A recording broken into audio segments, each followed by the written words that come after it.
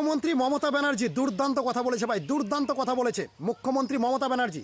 মুখ্যমন্ত্রী মমতা ব্যানার্জি বলেছে যে একদিন আমাদের টলিউড সিনেমা ইন্ডাস্ট্রি পুরো পৃথিবী কাঁপাবে, নাম কামাবে, পুরো পৃথিবী কাঁপাবে আমাদের বাংলা সিনেমা ইন্ডাস্ট্রি। এটা বলেছে ভাই আমাদের বিখ্যাত মুখ্যমন্ত্রী মমতা ব্যানার্জি। আমি একটা কথা বলতে চাই, যেখানে বাংলার কাহিনী রিলিজ করতে দেওয়া হয় না, দ্য বেঙ্গল ফাইলস, বাংলার কাহিনী বাংলায় রিলিজ হয় না। দ্য কেরালা স্টোরি একটা সত্য ঘটনার উপর নির্মিত করা হয়েছিল, দ্য কেরালা স্টোরি বাংলায় রিলিজ করতে দেয় না। আর সেখানকার বাংলা ফিল্ম ইন্ডাস্ট্রি একটা ভুয়ো উল্টোপাল্টা সিনেমা তৈরি করে সারা পৃথিবীতে ভাইরাল হয়ে যাবে, সারা পৃথিবীতে নাম্বার ওয়ান হয়ে যাবে। কোনোদিনও সম্ভব নয়। সত্যিকারের কাহিনীগুলোকে দেখাও, বাস্তব ইতিহাসকে দেখাও, সত্যিকারের ইতিহাসকে দেখাও ভাই।